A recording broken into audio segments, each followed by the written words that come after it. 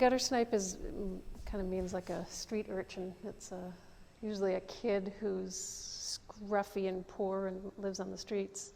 This particular pipe, I think it's the same scale too. I used to run under the ground up to my elementary school when I was a kid, and that's how I used to go to school.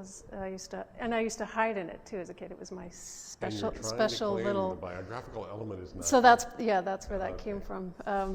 So you're the gutter snipe? Also, my desire to be a gutter snipe, because I grew up in this very sort of prude, Victoria culture, and I wanted to be that foul-mouthed, slobby, street-smart kid.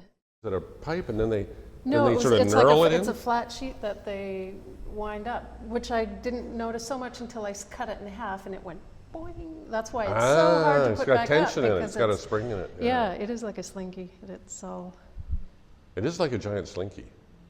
It does remind me of that Carl Andre. You know the one I mean? It's these big L-shaped slabs of steel. Yeah. And the light's this way, and so it casts these big shadows. Yeah, nice. It's like Andre doing Sarah sort of thing. Steel boxes. I mean, I own that box. I own a few of those.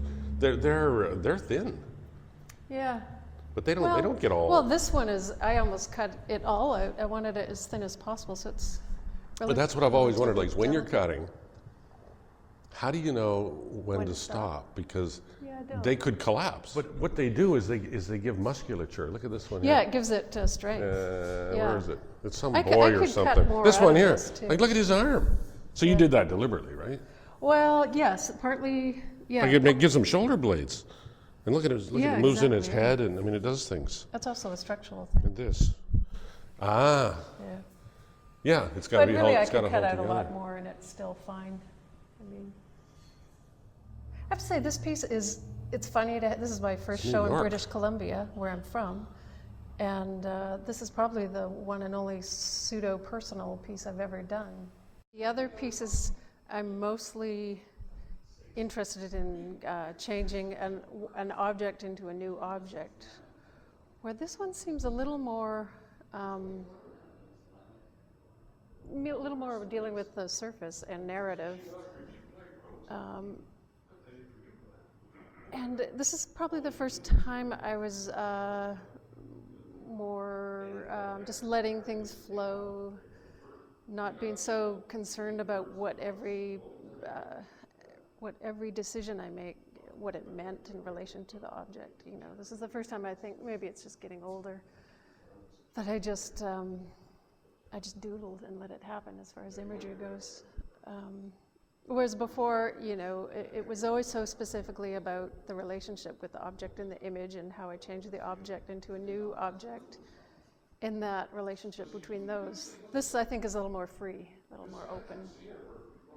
If it's true that this fretwork screen imprisons and then it allows blah, blah, blah, blah, blah, and all that stuff I said, does it? It is kind of cool in here. Kind of snug. You feel kind of safe. Snug as a bug. It's like that space under waterfalls. Exactly. Waterfalls always have that undercut, and in the movies people always go and hide back there. Yeah. I just know that we all hold a whole lot of images in our minds somewhere. And they're running like a film in our heads all the time. And it's not just when you're asleep. It's just you can't see it during the daytime. It's like the sun's out, so you can't see the stars, right? But it's all there, and it's just. And this reminds me of it, just kind of revolving. And it's like film. It's like pre-cinematic film or something, or pre-film, like sculpture film.